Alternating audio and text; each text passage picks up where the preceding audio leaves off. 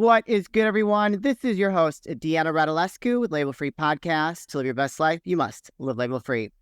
As always, bringing incredible guests from all over the world, so sit back, relax, and tune in.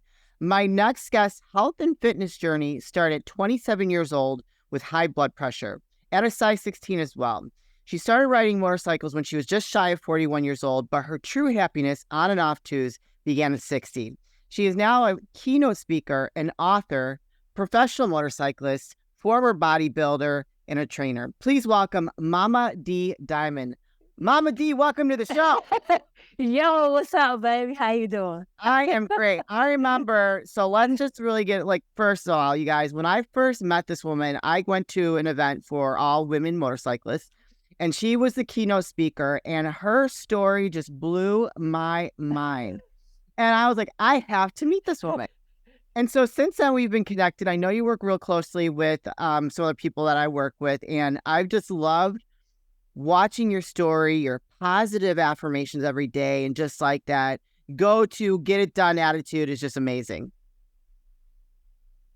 That's how I live my life. I figure, I'm put here on this earth for a reason, and I'm not going to waste another moment in my life just because if you look back in your life, you realize how much time you wasted on things like nonsense. Yeah. No more of that for me. It's only positive. I know that I'm still here on this planet to help other people through my experiences and on and off motorcycles. So it's not just about motorcycles, it's about life, because I just have so much joy and pleasure of just being alive every day. I pray to God every day, but thank you for just waking me up in the morning. Yeah. No, well, let's kind of go into a little bit.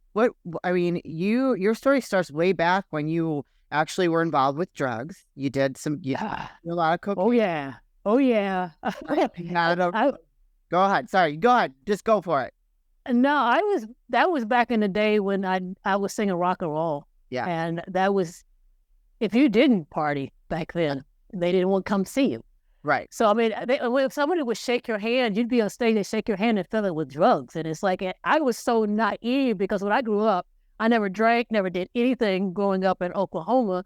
And then I had a girl in the band, she was a keyboard player. And I would say, I show her what they gave me. She said, well, I'll take this, this, and this, and you can take that. And I still don't know what I'm taking. I did find out that Quaaludes and blackberry brandy doesn't go very well together. Ooh. Yeah, I remember doing we did a gig up in Arkansas. It was for a state police convention, and I think I showed them everything I owned that night. And but the thing is, it's one of those kind of things that when you grew up very conservative, you didn't have any kind of no vices, no nothing. It was just you were living life. You were trying to. My job was to help to support my family. I mean, when I was growing up, I killed the food we ate. Yeah. And then when I was singing, I was sending 80% of my money home, and it was just about survival. So when I was unleashed onto the world, as you can see, I don't do anything halfway. So when I got introduced to cocaine, and then I stopped immediately when I'm on stage, and the bass player said to me, "You did like this." And I was like, "What?" And my nose was bleeding. Yeah. And I was like, what am I doing? Why am I killing and that was like, I was done. I was just done. The year after that, it was horrible, just trying to get my body to come back alive again. But that's what I wanted to be able to show people. It's like, I did that. I know I'll never do it again. But the fact that I did that, I can speak to people and know what they're going through and those things, but show them that when you go through that, is how you come out on the other side. Because it could have been easy for me to continue to do that. There were people that were getting plastic implants put in their nose to keep doing it. And the thing is, but I stopped. But I can look back on that and say, I know I'll never do that again. Yeah. And I feel very good about the fact that I live my life now on the other side of all the things that have happened to me. Yeah. And I love it. Well, you're lucky that you were able to stop, because a lot of people obviously cannot stop, and they become addicted. And so, I know I used to party, and when it stopped being fun, what it kind of sounds like for you, when it stopped being fun, I was like, I'm done. It's not fun anymore. Like Yeah. I'm like, it defeats the purpose. I did it to have fun. Now I'm like, I'm not having fun. This is becoming more work than it's worth. So I just, right? I just stopped. Like I was the same way. So you're lucky. I mean, but I know people that from back in that time that still do it to today. They are just addicted. So Yeah. Well, that's, I'm still just, alive. yeah, because I mean, I had other than the fact that my nose was bleeding, two people I knew who were doing less than I was doing. One overdosed. They found him face down in a pool. The other one had a heart attack. And I was living in a New York tri-state area at the time. He was going back home to Yonkers, New York, had a heart attack and went head on into a tree and died. So I'm thinking, okay, that whole light bulb moment, I was like, oh, what am I doing? And like I said, I look back on that now. I always tell people, I laugh. I said, I did all this before they had evidence, no video. I know, social media. No video. No, I can't. No. I mean, I was so bad. When I was singing, I mean, no cell phones, no nothing. And you're talking about rock and roll. So we're talking about going home with people. I have no idea who they are. Yeah. I have no idea where I am. The guys in my band, a lot of them didn't even sleep because they don't know where I am. I was the lead singer. So if I didn't show up, we didn't play. Oh, yeah. And I had guys waiting for me when I came home because one time for my birthday, I got 7 grams of cocaine given to me. Woo! So I was like, I had guys fighting to take me home. And at the time, I was living with a guy and was seeing another guy. And then the drummer, I had it like that. And the drummer was there. So I had 3 big dudes waiting for me when I got home because I went home with somebody else. And the guy who I was seeing, not that I was living with, because he would actually sleep on my couch at the house sometimes. And he said, I think I told you not to let her go home with anybody else. And I got these 3 big dudes, and I'm like, you guys are not the boss of me. And then went into my bedroom. You go, like, yes, like, just, wow, you're a little player. Oh, Momma D. Well, see, that's why when I'm working with my fighters, and I say, all you boys are hoes, but if you think you're doing some stuff that Mama hasn't done, I did this before you were born. Oh, my God. And I did it better than you. They probably make their head spin. So let's talk about that real quick. So after you left that life behind, is that when you became you did some bodybuilding, you became a trainer? Yeah. Right? I actually started bodybuilding because I was actually my ex at the time when we traveled across the country. I landed in Spokane, Washington. I started to start working out. And when you read my book, you'll understand when I started working out the first time, that was the ugliest thing in the world. My body was like, what are you doing? I mean, I literally was crawling. My feet and my ankles swole so bad. Ooh. But yeah, the thing is, it was all that nasty stuff I'd put in my body. So I go out in my little polyester jogging suit, like I'm gonna do something. And I get about halfway around the block, and I walked home, and the next day, my ankles swole so bad, my body just all that nasty, and I'm crawling to the bathroom. I'm surprised I almost used bathroom with myself, and but I worked through that, and I started working at this health club in Spokane, Washington, and I ended up. Didn't even know what I was doing, but I started studying. I got certified and all these other things. And some girl in the gym says, there's a bodybuilding contest coming up, and we need to enter in it. And I'm thinking, I still don't know what I'm doing. I just started, I already started lifting weights and started working out and started dieting and didn't even know what I was doing. All I did was eat baby food and tuna fish.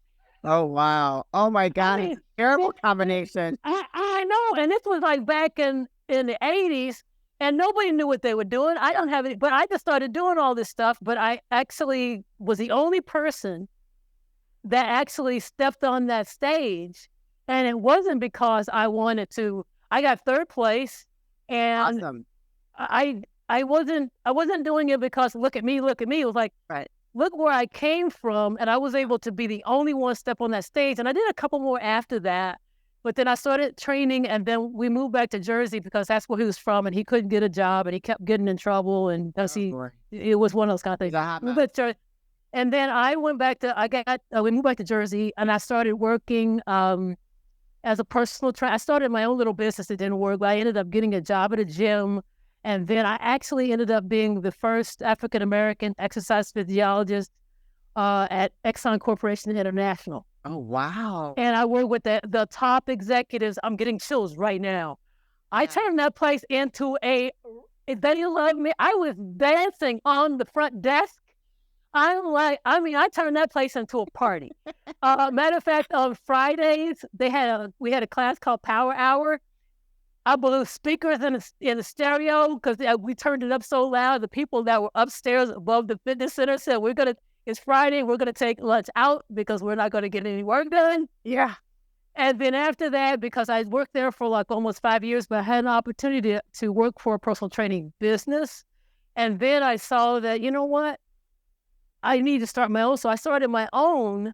And then I ended up getting clients in Jersey. And then I got a job as a manager of a health club in Manhattan.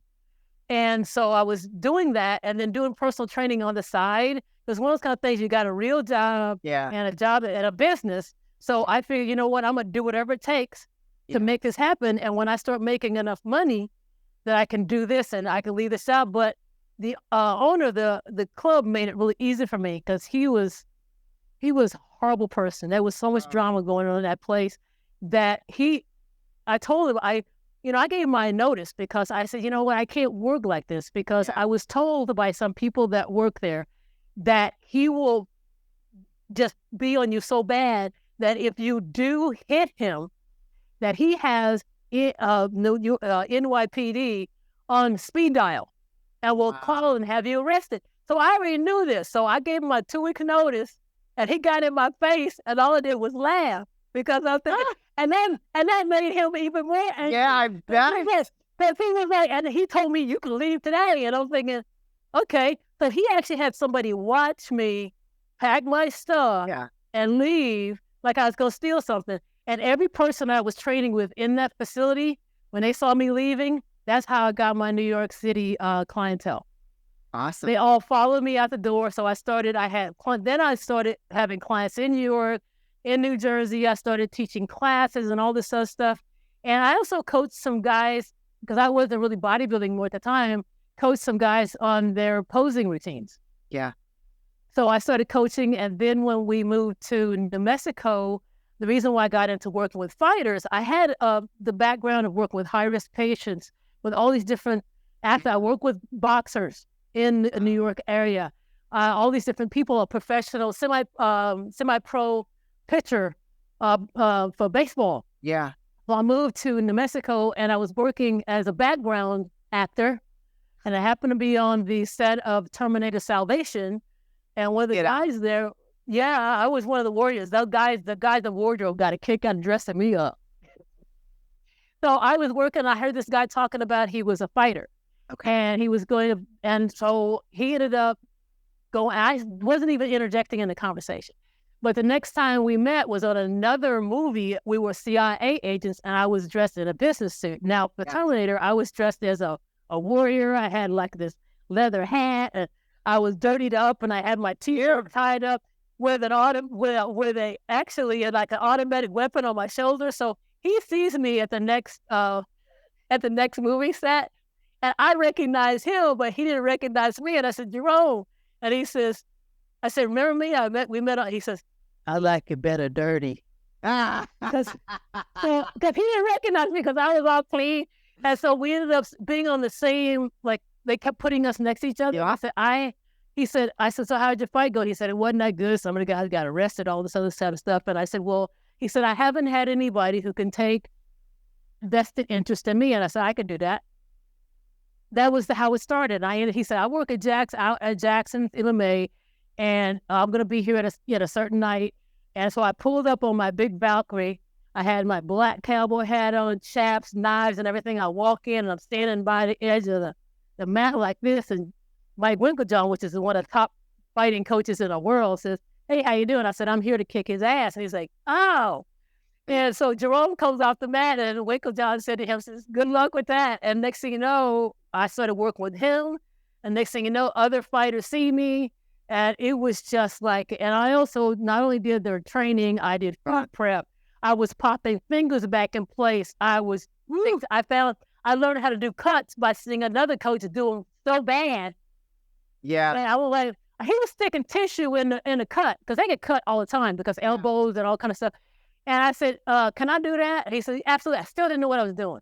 Yeah. But I just knew what bad looked like, and I started doing cuts. So next thing you know, when the guys are getting cut, I ended up being cut person for Johnny Tapia's gym. So I was cut person for each and every fighter. So I did cuts, meal prep.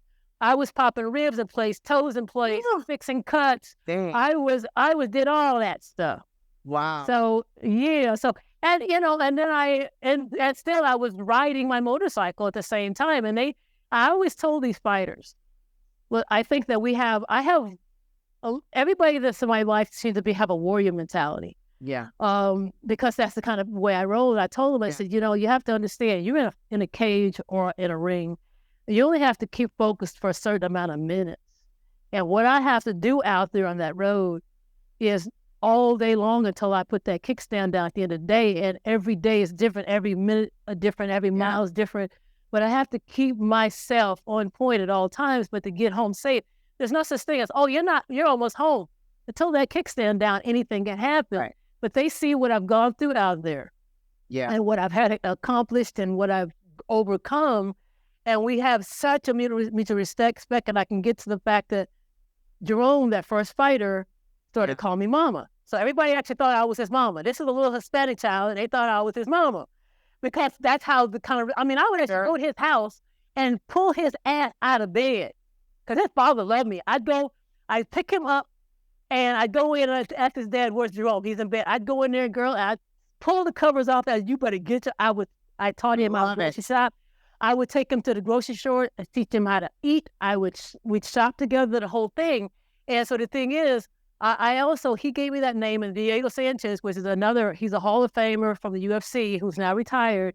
He came in, he was training out of San Diego. He came back to Jackson's, which I was there, and he started calling me Momma D. And the reason why I'm so happy about and so honored by that name is because when I was growing up, I had a child at 17, but my mom took him out of my arms because she wanted another son, and I was never able to raise my son because she used him as a pawn for me to send money home. So I never knew if I had what it took to be a mama. Yeah. And after working with these young men and them giving me that name out of respect, I knew that I had what it took to be a mama. Sure. And then after my husband of 32 years left me with a text and a letter in 2016, I knew after that happened. See, God does this to me. He don't just give me like it's over. He's like, it's over. Pull the rug out from under you. What are you gonna do now? Yeah. And so I said I wasn't gonna keep my married name. So I wanted a name that was gonna demonstrate strength. Yeah. So that's why I legally changed my name to Momma D Diamond. I love it. In 2020. Yeah, I love it. Well, it's just a true testament. I feel like someone should write a movie, there should be a movie about your life, because there's just so much, you've done so much and you've gone through so much, and it's people like you that leave a tremendous mark on this world and show people that you can go through many things. And which brings me to my next question for you is, when I got to hear you speak at that event for women, you talked about a horrendous motorcycle accident you got into and your incredible comeback from that. I want you to share that with my audience and kind of explain to them. She's like a serious motorcycle rider, you guys, like serious, through all 50 states, through all kinds of weather. So I want her to go ahead and tell her story of what happened to her and her commitment and her relationship with her motorcycle. Now I'm about to cry. Because I've had two bad motorcycle accidents. Actually, 1998, I got thrown 120 feet, getting my Shoei helmet down to the styrofoam. My right foot was destroyed. My heel was broken off. All my toes are broken. It was so the side of she was at a stop sign, and I get right here, and she hits me. So the whole side of my motorcycle was her fender, and my foot was destroyed. They said I'd never walk again. I was walking in 2 months and back on another motorcycle in 4 months, and blew the motor on that because I put so many miles on this 650 that I blew the motor. That's when I got Big Bertha, the one I made history on. Yeah. And, but the recent one that I had, because every time something major happens to me, which it always does, because I've been told that you don't emit mediocrity and you don't attract it. So when something happens to me, it's big. Yeah. So in 2020, on the bike that I'm riding right now, Magic, I had just mailed a book, and I was riding up. I was in the Albuquerque. I was in the East Mountains, and I was riding up to have a cup of coffee in Madrid at the mine shaft, which is like a little mining town. And I see a woman coming out from a side street, and I literally had less than a second to see her and then swerve. And she literally hit if I was riding that big boxer motor on that BMW, Yeah. my leg would have been severed instantly. Yeah. But what happened, she hit me so hard, it knocked my engine guard into my motor. There was a like volleyball size dent in her fender that dislodged from her car, busted her headlight, and damaged the grill. There was actually paint underneath the engine guard on my motor, blew my saddlebag off and clipped my rear tire, and I was able to keep the bike upright. I did not go down. Wow. But because of the impact, and somebody said, "Were you wearing a helmet?" I said, "Do you know what the impact of 100-mile-an-hour impact is?" Because by the time that she hit me and I hit, it was 100 mile an hour. Think about that. But the jarring of my head, because the brain is not just it moves around in there, and it's soft, and there's spiky things surrounding it. So it doesn't matter if you were like, that's why you're having a lot of concussions just from your head jarring. But I was also told by people who are also my good friends, who are motor patrol officers and professional racers, they said if you weren't in the shape you're in, that impact could have killed you just from the internal organs being moved around. And nothing moved on me. Matter of fact, when the EMT, because people behind me saw this happen, and everything blew out of my saddlebag. And matter of fact, I even asked the woman, because the saddlebag was like gone, could you go back and get my stuff? And they asked me, did you go down? And I'm walking on the side of the street like nothing happened. Yeah. And I get home. I even go back to the motorcycle. I go to the motorcycle shop and tell them after everybody left, and I said, I just got hit by a car. They were like, what?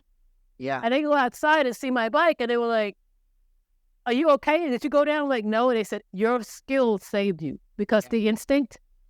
And they said, do you want us to give you a rental? We can give you like a loaner bike. And I'm like, I'm good. I rode the bike home. Oh, wow. And I'm sitting, I got home. Now I'm starting to like shaking a little bit. I got home sitting there and realized God is not ready for me yet. Yeah, for sure. And I also, people don't realize this. I don't relinquish this to too many people until just lately. After that, I started having pains and things like that. And I had my first migraine. I never even knew what that was, because everything just started. It was so bad at times, my brain, or the lack of functioning, I forgot how to ride my motorcycle. I literally would have to, and I don't own a car. I haven't owned a car in like 11 years now. Yeah. So I'm out there next to I'm getting chills now. I'm out there next to my motorcycle, standing next to it, and still don't even know what my hands and my feet are supposed to do. But I knew I got to get on that bike. So I'm standing next to my bike, and I kept saying, you can do this. Yeah. You've ridden hundreds of thousands of miles. You can do this. So I get on my motorcycle, still shaking. I'm literally shaking. Yeah. I get on my motorcycle, and I started, and I put it in first, and I roll away, and it dissipates. Good. But I had to do this numerous times. It wasn't just that one time, and it still comes back just a little bit right now, but I will not let it stop me. And I know that people go through things like that, but you have to face it. Yeah. You have to face it. Do you think that's like a form of PTSD? I don't even know what you call it, but you know what happens is when I've had those two accidents, guess what I've done? That one accident that I had in 1998, as soon as I was able to get back on the motorcycle, guess what I did? I rode right back through there, and I finished my ride. And guess how many times I've ridden on up that number 14 in Albuquerque just because. And I remember what happened, and I see that.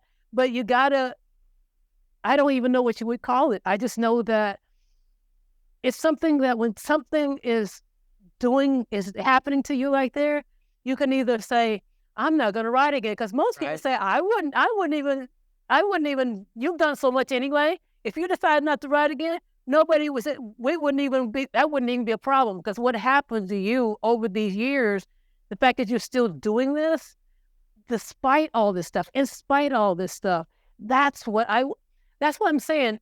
My words are one thing, but I want to demonstrate that when things get, that's why my motto is, no matter how dark life gets, keep shining, baby.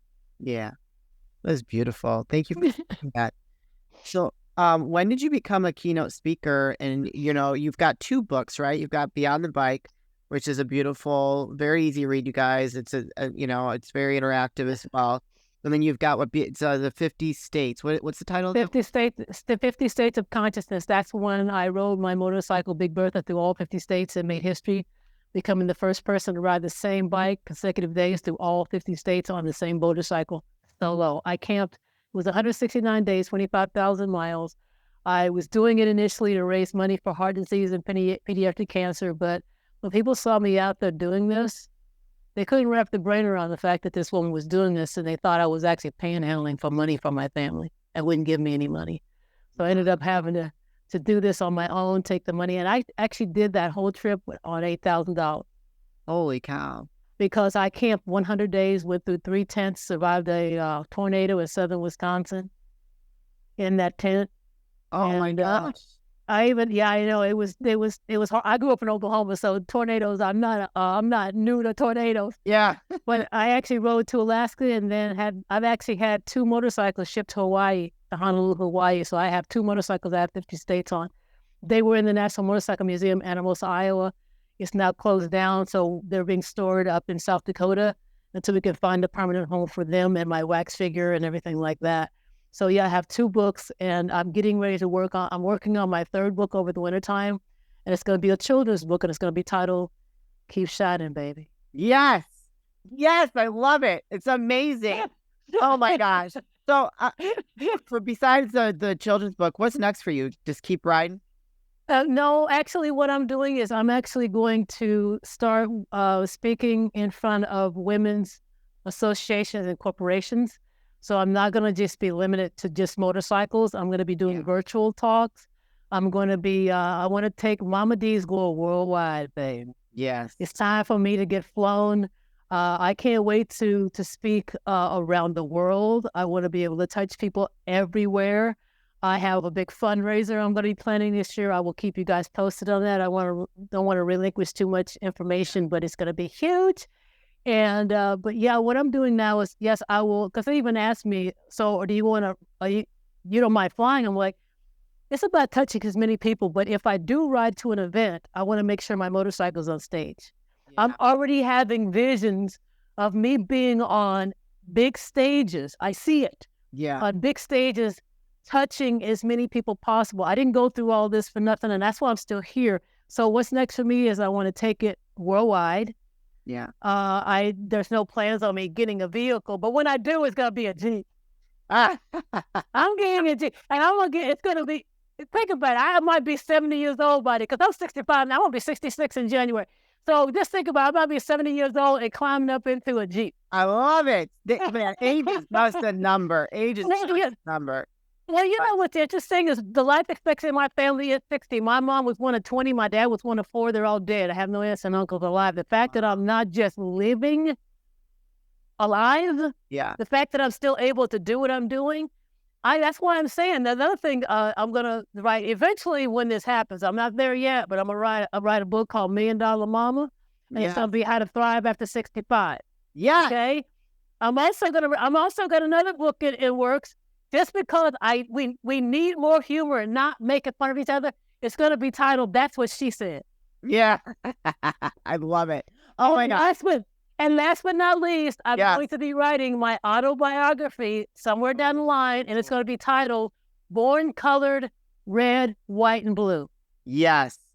Amazing. All that is just so amazing. Where can people find you, connect with you, and support you, Momma D?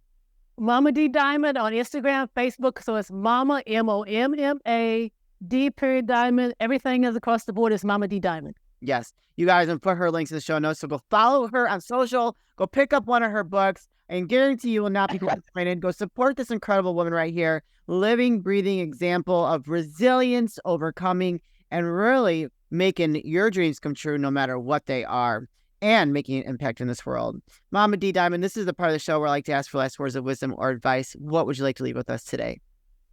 Like I said earlier, I want to reiterate, there's not one of us that's not going through something out there. We might come off like this, but that's because I'm not going to ever tell somebody, so how you doing today? Oh, it's bad. No, it's wonderful. I'm breathing. God woke me up this morning.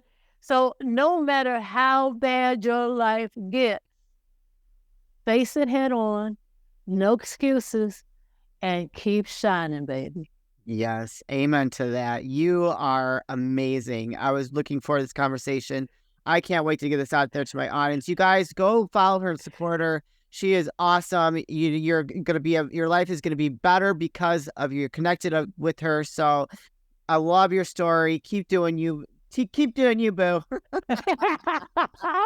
Thank you for being such an amazing guest.